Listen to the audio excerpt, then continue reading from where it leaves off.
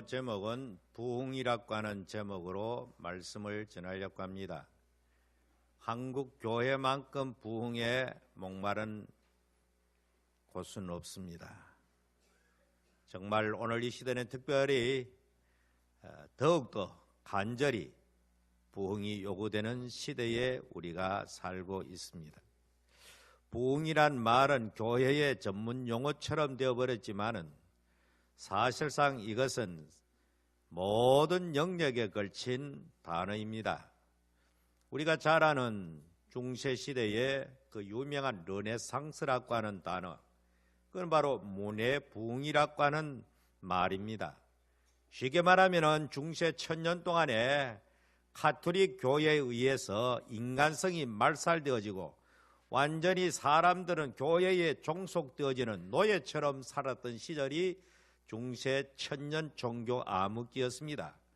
그때 인간의 창의성이나 모든 것이 말살되어지고 오직 교회의 조직 아래서, 교회의 교리 아래서 그 틀 안에서만 사고하고 생각하고 말하고 할 뿐이었습니다. 그러다 보니까 이 1000년을 세계사적으로도 암흑기라고 하지만은 종교적으로도 암흑기였습니다. 그래서 이 문의 부흥이라는 것은 바로 옛날 그리스 로마 2000년 이전에 그 시대에 찬란했던 문명의 꽃을 피웠던 그 시절로 돌아가자.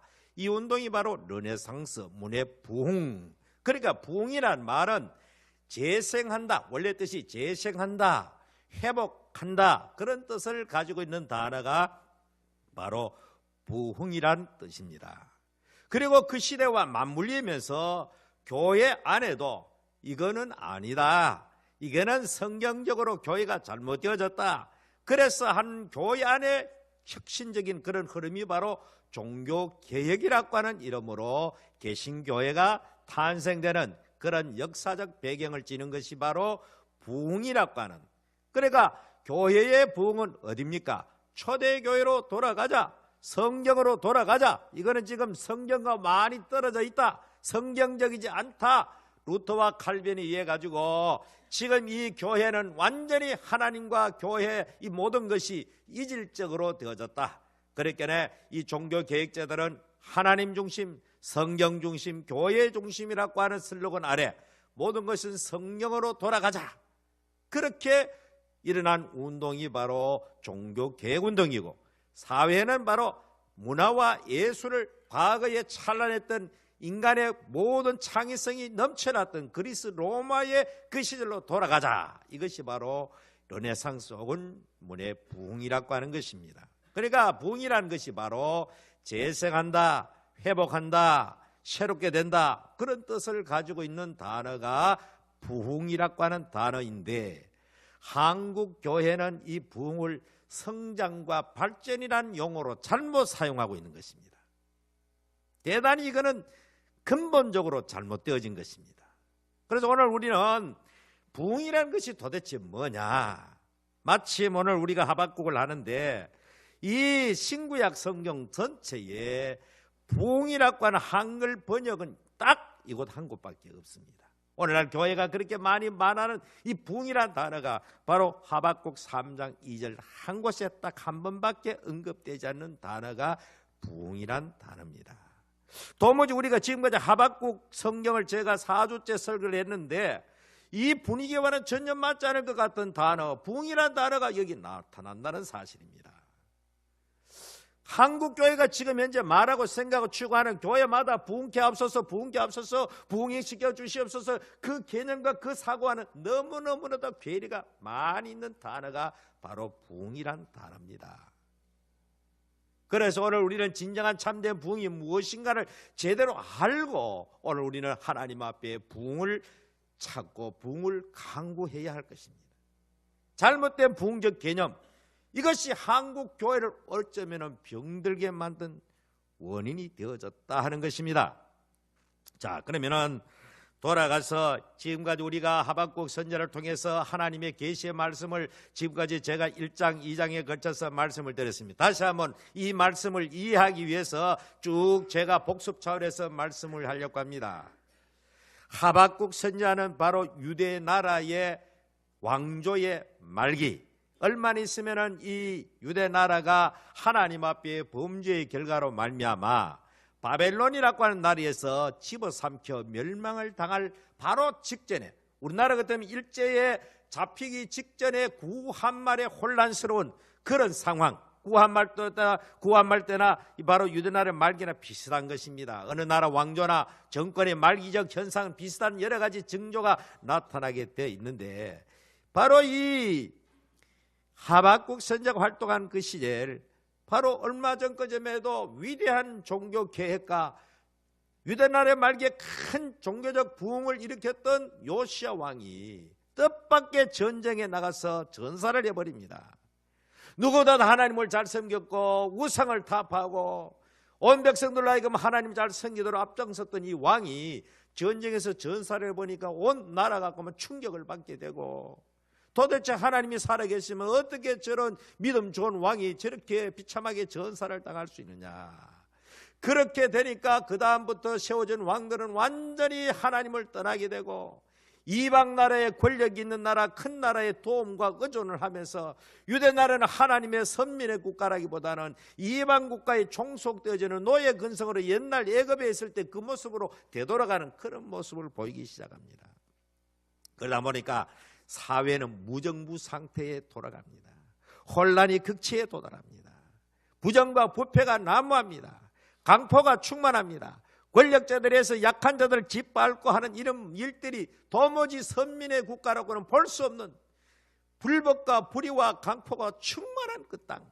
그래서 하박국은 하나님, 어떻게 해서 하나님이 다스리고 통치하는 이 선민 이스라엘 나라에 이런 불의한 일이 있음에도 불구하고 하나님이 왜 친구 같습니까?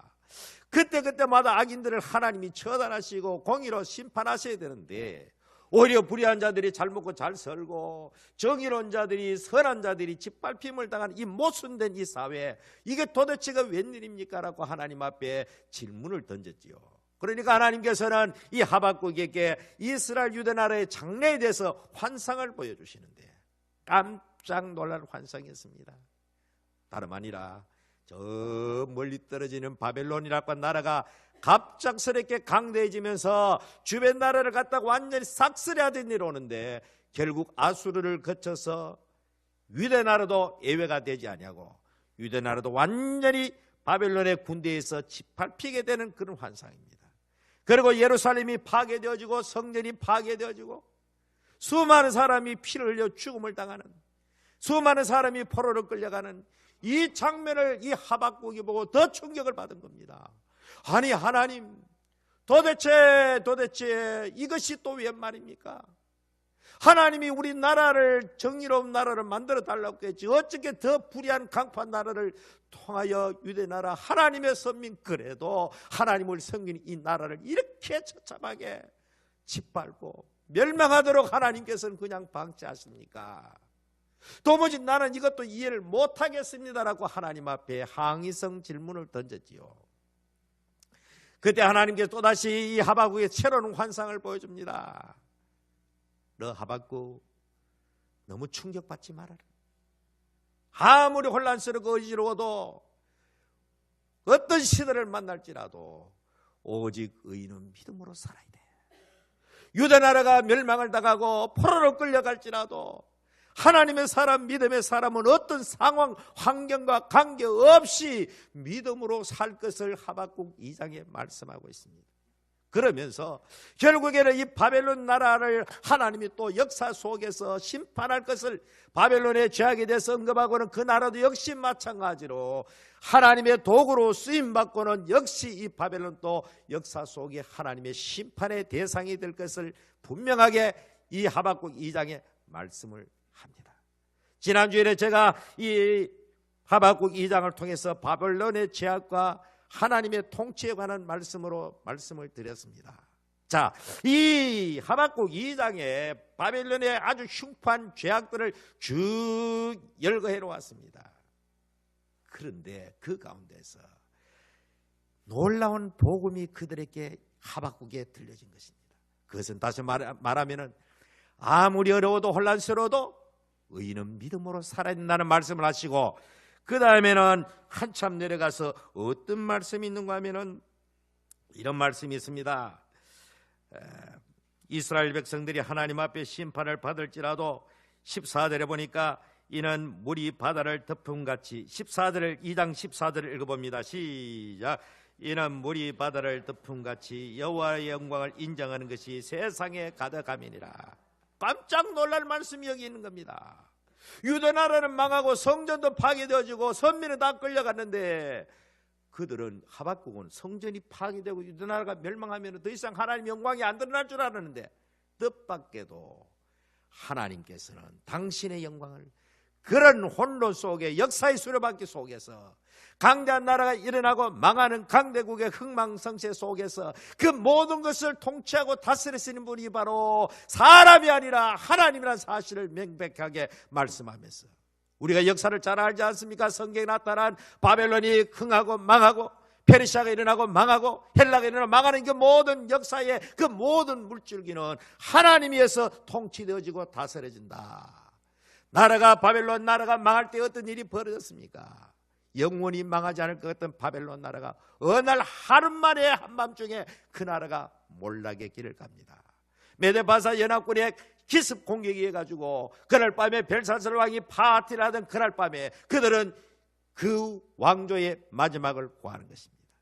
그리고 그 나라를 정복했던 페르시아의 고레스 왕은 이 모든 것이 하나님의 하늘에 하나님이 내게 위엄과 권능과 영광과 이 모든 나라를 다 차지하도록 하나님이 하셨다.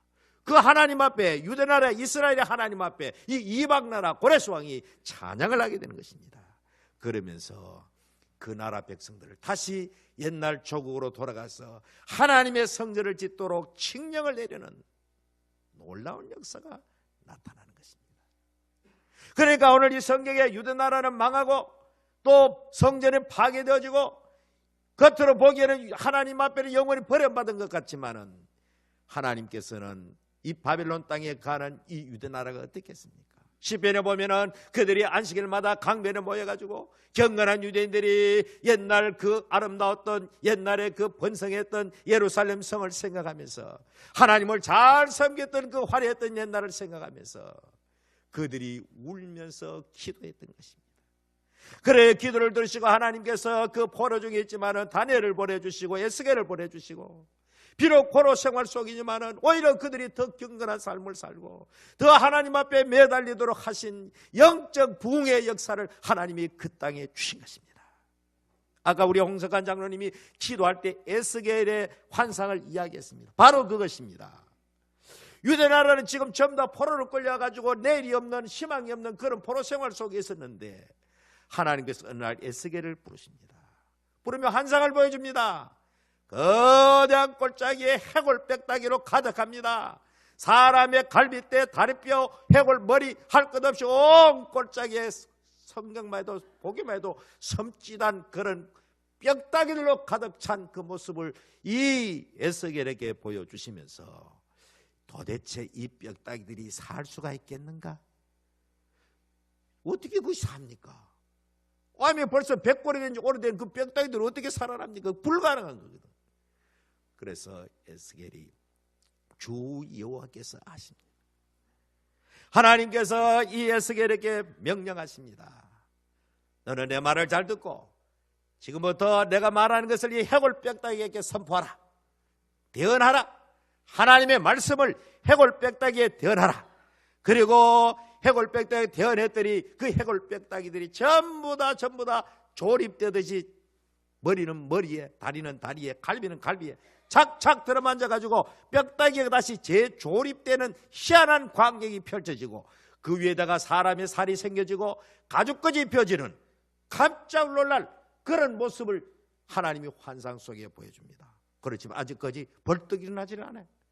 그래서 하나님께서 다시 말합니다. 에스겔에게 너는 저 빨리 명하여 생기를 저 사람에게 들어가게 하라.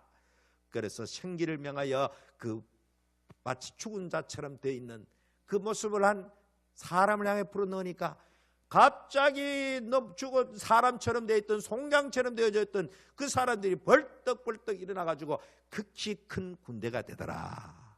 이것이 환상 속에 보여준 모습입니다. 그러면 하나님께서 이 에스겔에게 말씀하기를 그 뼈다귀가 누군 줄 아느냐? 바로 너희 민족이다. 너희 민족이 지금 현재 이 뼈다귀처럼 바짝 말라가지고 소망도 없고 희망도 없고 절망 속에 빠져있는, 우리는 이제 끝장났다, 희망이 없다, 항구도 할 수 없다라고 하는, 하나님께서는 이미 70년 동안의 이 포로 생활이 끝나면은 예레미야를 통하여 다시 조국으로 돌아가는 말씀을 주셨음에도 불구하고 에스겔 같은 선자들이, 다니엘 같은 선자들이 자기 동족들을 향하여 소망을 가질 것을 말씀했지만 그들이 듣질 않았던 것입니다. 바로 오늘의 뼈다귀가 누구냐? 하나님의 말씀을 들을 줄 모르는 그리스도인들이 바로 오늘의 뼈다귀입니다. 하나님의 말씀을 들을 줄 못할 뿐만 아니고 껍데기는 교인 모양을 했는데 아무런 능력이 없는 사람, 이것이 바로 생기가 들어가기 전에 교인의 모습입니다. 오늘 교회에 새롭게 되는 역사는 뼈다귀가 사람이 되고 군대가 되는 것은 사람의 힘으로 되는 것이 아니고 하나님의 말씀과 성령의 강림하심으로 가능하다는 사실입니다. 오늘 한국교회가 새롭게 되어지고 부흥되는 그 모든 배경은 인위적으로 사람의 수단과 방법으로 정치적으로 되는 것이 아니고 노예나 총회나 어떤 교육의 권력으로 되는 것이 아니고 하늘로부터 내리는 하나님의 말씀이 선포되어지고 하늘로부터 임하는 성령의 이 놀라운 단비 같은 역사가 심령 속에 들어갈 때에 뼈다귀들이 일어나서 군대가 되는 그런 놀라운 생명의 역사가 일어나게 되는 것입니다. 이것이 바로 부흥이라고 하는 것입니다. 뼈다귀가 군대가 되는 거, 불가능한데 하나님만 할 수 있는 거, 이것이 바로 부흥이라고 하는 것입니다. 오늘 우리 교회 성도들도 다 진정한 성령적 의미의 놀라운 부흥의 역사가 일어나기를 주 이름으로 축원합니다. 이것은 눈에 보이는 가시적인 것이 아닙니다. 심령적인 것이고 영적인 것입니다. 하나님과 우리 사이의 관계가 회복되어지는 것을 말합니다. 말씀에 불신앙하던 것이 믿어지는 것, 그리고 아무런 힘이 없는 것이 성령을 받아서 능력으로 교회를 할 수 있는 상태, 이것이 바로 부흥이라고 하는 것입니다. 물질이 많아지는 것 상관없습니다. 교인들이 많아지는 것 상관없습니다. 한국교회 부흥은 개념은 전부 다 어떤 걸 둡니까? 교인들 숫자가 많이 불어나고 그 다음에 연보가 넘쳐나고 새로운 예배당을 짓고 전부 다 여기에 모아져 있는 것입니다. 이거는 부흥된 다음에 나타나는 현상이지, 그거는 부흥의 진정한 모습은 아닙니다. 부흥은, 잘 들으세요, 부흥은 예를 들어 가지고 우리가 연초보다 연말에 교인 수가 설령 줄었더라도 우리들의 가정의 삶이나 일터에 우리들의 경제적 수입이 줄을지라도 우리가 그 가운데 하나님을 찾고 회개하고 하나님 앞으로 다시 우리의 영혼의 주소가 정위치에 돌아오는 거, 집을 떠났던 탕자가 아버지 앞에 회개하면 돌아오는 상태, 아버지와 자식과의 관계가 회복되어지는 거, 하나님과 우리 사이의 관계가 회복되어지는 거, 이것이 진정한 부흥인 줄 믿으시기를 바랍니다. 하나님은 이 부흥을 위해서 때로는 우리를 병들게도 하시고 사업을 망하기도 하시고 육체 여러 가지 모양으로 징계를 하실지라도 그런 가운데 깨닫고 하나님 앞에 두 손 들고 나오는 것, 이것이 부흥이라고 하는 것입니다. 성경이 말한 부흥은 이것입니다. 그런데 한국교회는 성경과는 전혀 반대 방향에서 부흥을 떠들어가지고 숫자적으로 컸는지 모르지만 하나님 중심의 부흥이 안 되었기 때문에 교회가 통째로 한국교회가 지금 무너지고 있는 것입니다. 부흥은 눈에 보이는 물질적인 것이 아닙니다. 영적인 것입니다. 하나님과 우리 사이 관계가 회복되어지는, 그래서 구원의 감격이 회복되어지고 어려움 속에서도 환난 속에도 감사가 나오고 찬양이 나오게 하는 것, 이것이 진정한 성경이 말하는 부흥인 줄 믿으시기를 주 이름으로 축원합니다. 그러니까 이 하박국서를 읽으면은 이 환난 중에서도 하나님께서 하박국을 깨닫게 되었다는 것입니다. 유대 나라가 망하고 이 부흥과 무슨 관계 있습니까? 유대 나라가 망하고 수많은 사람이 죽음을 당하고 끌려가고 포로로 되었지만은 그런 가운데서도 놀라운 것은 물이 바다를 덮음같이 여호와의 영광을 인정하는 것이 세상에 가득함이니라. 바로 이것이 부흥의 모습입니다. 나라는 망하고 성전은 파괴되고 그럼에도 불구하고 끌려간 유대인들이 하나님 앞에 회개하고 자복하고 에스겔을 통해서 뼈다귀가 변하여 군대가 되는 환상을 바로 그런 시대를 배경하고 보여주신 이것이 부흥인 것입니다. 오늘 우리는 진정으로 성경이 말한 이 부흥으로 돌아갈 때에 저절로 경제 문제 이런 건 뒤따라오는 것이지 그 자체가 부흥의 본질이 아님에도 불구하고 자꾸 거기에만 포커스를 맞추고 있으니 위에 계신 하나님 볼 때 답답할 것입니다. 하나님과의 관계, 너희는 그 나라와 그 일을 구하는 이것이 제대로 되어지면은 이런 것들은 우리가 구체적으로 한국에도 하나님이 아시고 채워주시는 하나의 현상에 불과합니다. 그러면 오늘 본문의 말씀 이 하박국이 여호와여 내가 주께 대한 소문을 듣고 놀랐나이다. 처음에는 몰랐는데 오해했는데 하나님의 계시의 말씀 환상을 보고는 충격을 받은 겁니다. 아 그렇구나.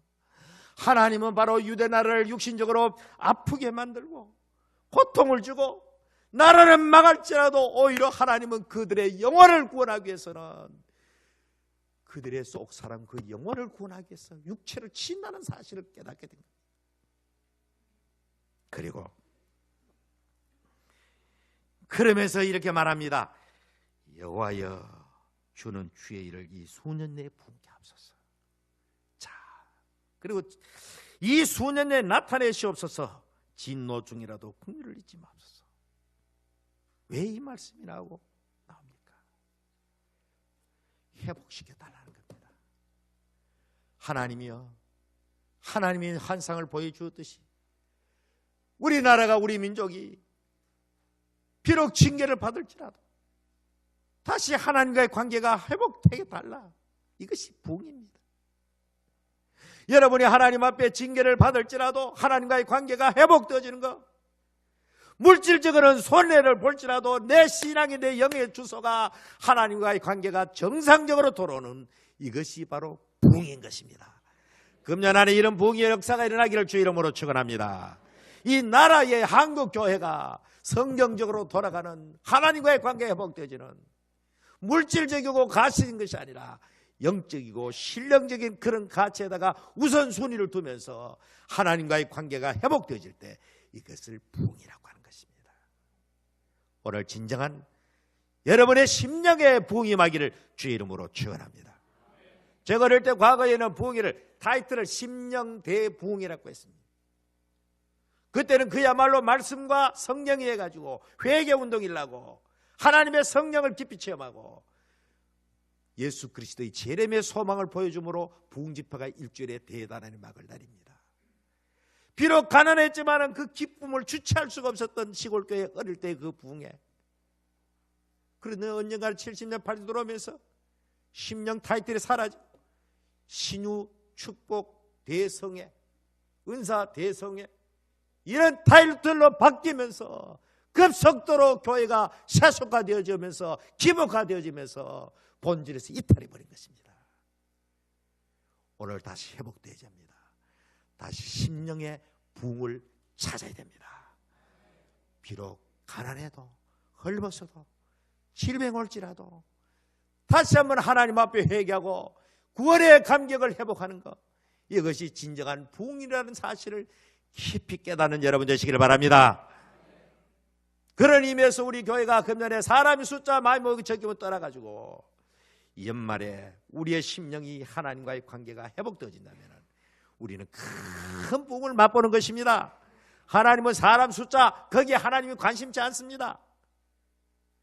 하나님은 진실로 하나님을 진정으로 찾는, 하나님의 말씀을 듣고 떠는 소수의 하나님의 백성들을 찾으시고 그들을 통하여 역사를 진행시키시는 놀라우신 하나님인 사실을 여러분 깊이 명심하시기를 바랍니다. 그러면서 하박국은 하나님, 비록 이스라엘이 망하고 바벨론을 끌려가고 그렇게 될지라도 하나님 이 회복을 좀 빨리 왔으면 좋겠습니다. 이 수년 내에 어쩌면 내가 살아 생전에 그 간격을 좀 봤으면 좋겠습니다. 그 소망을 담고 이야기하는 것입니다. 그러면서 하나님 부탁이 있습니다. 비록 우리나라가 망하는 것을 어찌할 수가 없다 할지라도 진노 중이라도 긍휼을 잊지 마시옵소서. 따라합시다. 진노 중이라도 긍휼을 잊지 마옵소서. 하나님이 우리의 죄 때문에 우리가 징계를 피할 길이 없다면 하나님 우리를 징계를 칠지라도 너무 혹독하긴 하지 마시고 긍휼을 베풀어 달라고 하는 겁니다. 오늘 우리가 하나님 앞에 기도하는 기도는 바로 하나님의 긍휼을 기다리는 겁니다. 조국 대한민국이 지금 어디로 갈지 알 수 없는 혼란의 극치를 지금 치달아가고 있습니다. 어제부터는 이제는 개방 이후에 나타난 현상처럼 촛불을 든 세력과 태극기를 든 세력이 서울에 지금 치열하게 지금 앞으로 어떻게 치달을지 좌우익의 엄청난 대결상처럼 섬찟섬찟한 정치란 차림 이 나라가 혼돈 속에 무엇이 될지 알 수가 없는, 이제는 탄핵을 결정했으면 법 절차를 따라야 되는데 끊임없이 계속해서 무정부 성토를 야기하는 이것은 결단코 바람직하지 않습니다. 이제는 일상으로 돌아가고 좌파든 우파든 전부 돌아가고 이 나라를 위해서 진정으로 자기 맡은 일을 충실하고 하나님 앞에 그리스도인들은 기도하면서 이 나라가 정의로운 나라, 최근에 1년이 일어나는 일은 말하기도 부끄러운 대한민국의 자화상 아니었습니다. 도대체 이 21세기에 어떻게 지금 최고 통치권자가 저렇게 한심 그 자체로 이 나라를 다스렸으니, 이 나라가 그래도 유지한 것에도 하나님이 은혜를 써. 그러나 이제 모든 게 끝났고 조용히 법적 절차를 따라서 이 나라가 빨리 평화를 찾으며 안정을 찾고 수없이 많은 대외적으로 밀려오는 이 문제를 능동적으로 헤쳐나가야 하는 것이 우리나라의 조국의 현실입니다. 정말 진정 우리 그리스도인들은 이 나라를 생각하면서 눈물을 흘리면서 회개하면서 기도해야 할 것입니다. 하나님 앞으로 이 나라가 어떤 운명에 처할지 알 수가 없지만, 그러나 오늘 하박국이 기도한 것처럼 진노 중이라도 긍휼을 잊지 말아 주십시오. 하나님이 이 백성을 비록 징계할지라도 긍휼을 잊지 말아 주십시오. 여러분의 가정에도 하나님이 징계할 때에 하나님이여 내 이 징계를 달게 받겠습니다. 그렇지만 너무 아프게 하지 마시고 내가 감당하지 못할 정도의 징계는 하나님 피하여 주옵소서. 이것이 진노 중에도 긍휼을 잊지 말아달라는 기도입니다. 하박국의 이런 기도가 응답되어져서 그들이 바벨론에 끌려갔지만 그러나 놀라운 하나님의 역사가 일어나지 않습니까? 다니엘을 통하여 그 나라의 총리가 되어서 그 백성을 돌볼 수 있도록 권력자를 하나님이 세우십니다. 그리고 나중에는 페르시아 제국이 넘어가서 에스더라고 하는 황후가 나타나가지고 그 백성을, 포로 중에 있는 그 백성을 돌보도록 하는 만드십니다. 그 백성들의 영적 생활을 위해서 에스겔이라고 하는 선지자를 통하여 그들의 영적 운동을 하나님이 회복시켜 주십니다. 진노 중에도 긍휼을 잊지 않으신 하나님. 오히려 그들이 조국에 있었으면 더 타락할 뻔했는데 그들이 망해가지고 남의 나라에 끌려가서 포로 생활할 때 비록 포로 생활이지만은 영적으로는 더 풍성함을 누리도록 하나님 만들어 주신 겁니다. 여러분, 비록 물질적인 손해가 있고 물질적인 것은 육체적으로는 비록 내가 하나님 앞에 징계를 받을지라도 그 가운데서 우리의 영혼은 더 풍성해지는, 하나님 은혜가 더 충만해지는, 육체도 맞고 영혼도 함께 맞는다면 내 육체는 맞을지언정 그 영혼은 소생되어지는, 회복되어지는, 영혼이 회복되어지면 나중에 물질은 따르게 되어 있습니다. 이것이 사람의 구조입니다. 사람의 건강 이런 것도 요즘 와가지고는 전부 다 정신, 심리, 심지어 경제까지도 사람의, 인간, 국민의 심리 상태에 달려있다고 현대 경제학자들 말합니다. 그만큼 사람의 영적 상태가 중요한 것입니다. 영혼이 잘된 같이 범사가 잘되고 강건하기를 원하라. 이건 순복음교회의 전매 특허가 아니고 성경에 그렇게 되어 있는 것입니다. 그 나라와 그 의를 구하면 모든 것을 주시리라. 이게 성경인데 그것은 먼저 하지 않으면서 자꾸 땅의 것을 먼저 추구하니까 하나님께서 하늘 문을 닫아버린 것입니다. 오늘 여러분의 심령에, 여러분의 가정에 먼저 하늘 문이 열리기를 축원합니다. 영혼이 잘되고 범사가 잘되지는 이것이 하나님이 성도에게 주시는 축복의 원리요 순서입니다.